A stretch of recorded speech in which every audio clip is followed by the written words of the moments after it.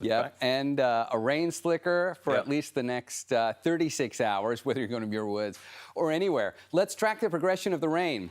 We get the best of it through the second half of Sunday. You can watch that wall of rain that just kind of marches across the Bay Area, really not clearing the South Bay until we get to about midnight. But we can think of that, as I mentioned at the top of the newscast, as Phase 1, because Phase 2 takes over for late Sunday night into Monday.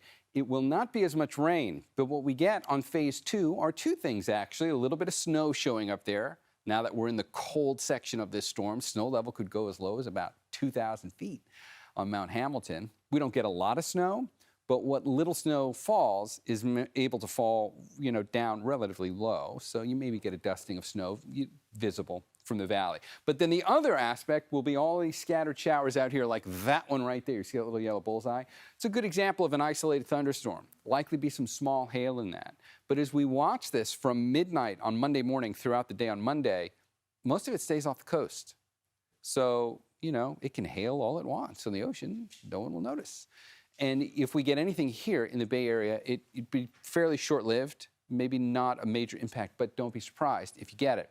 And by the time we get to late morning on Monday, we're done with the rain aspect of this and the snow aspect. But the wind aspect is something else. Watch what happens as that cold front comes in for the second half of Sunday and a Monday. You can actually see it right off the coast here before the storm comes on shore. Wind rushing out of the north here is meeting the wind rushing up from the south right here. And you can see that line. It's important to recognize that cold front because as that comes across your part of the Bay Area, the wind speeds pick up pretty quickly. That's also where you'll get some of the best rain. But that's the story for Sunday evening. What happens as we get into Sunday overnight into Monday is all the cold air behind that front really starts to rush into the Bay Area. You really see it out here over the ocean where you've got shades of purple and 50 to 60 mile-an-hour gusts. But once you get onshore, the wind gusts are not as bad. However, it's noticeable. This is enough that we've got a wind advisory tonight from 10 o'clock tonight till 11, primarily for locations that are closer to the coast. That's where the winds will be felt the most. And it'll stay that way through Monday morning.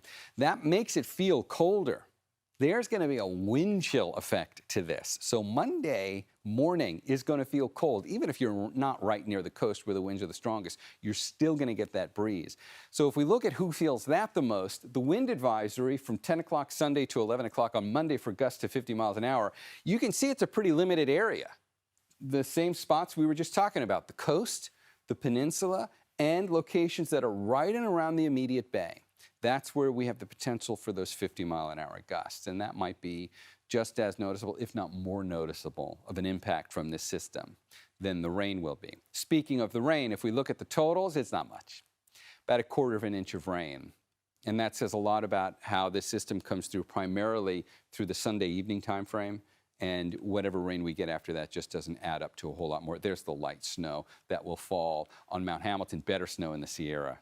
But in terms of the next chance of rain, take a look out past Thursday and Friday. That's our next rainmaker. Doesn't look terribly impressive, but we do have some more rain coming for the end of this next coming week. All right.